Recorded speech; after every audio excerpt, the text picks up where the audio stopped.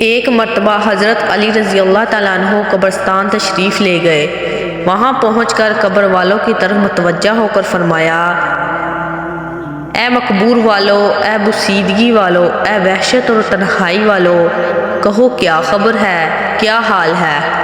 ہماری خبر تو یہ ہے کہ تمہارے جانے کے بعد مال تقسیم کر لیے گئے اور اولاد یتیم ہو گئی، بیویوں نے دوسرے خاوند کر لیے۔ یہ تو ہماری خبر ہے، تم بھی کچھ اپنی خبر سناؤ۔ اس وقت حضرت علی رضی اللہ تعالیٰ عنہ کے ساتھ کمیل نامی ایک شخص تھے۔ وہ بیان کرتے ہیں کہ اس کے بعد فرمایا: اے کمیل، اگر ان کو بولنے کی اجازت ہوتی تو یہ جواب دیتے کہ بہترین سامان پرہیزگاری ہے۔ یہ فرما کر حضرت علی رضی اللہ تعالیٰ عنہ رونے لگے اور فرمایا: اے کمیل، قبر عمل کا صندوق ہے اور موت کے بعد بات معلوم ہو جاتی ہے۔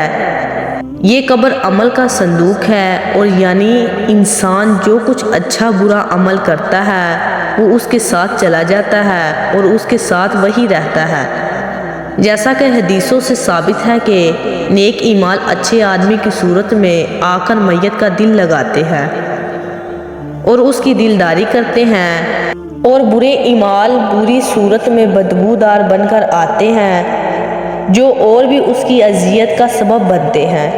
یہ جو فرمان مرتے وقت بات معلوم ہو جاتی ہے کا مطلب میرے نزدیک یہ ہے کہ جب انسان مرنے لگتا ہے تو موت کی کیفیت سے ہی اسے معلوم ہو جاتا ہے کہ میرا آگے کیا حال ہوگا، اعزاز و اکرام سے نوازا جاؤں گا یا ذلت و خواری ملے گی۔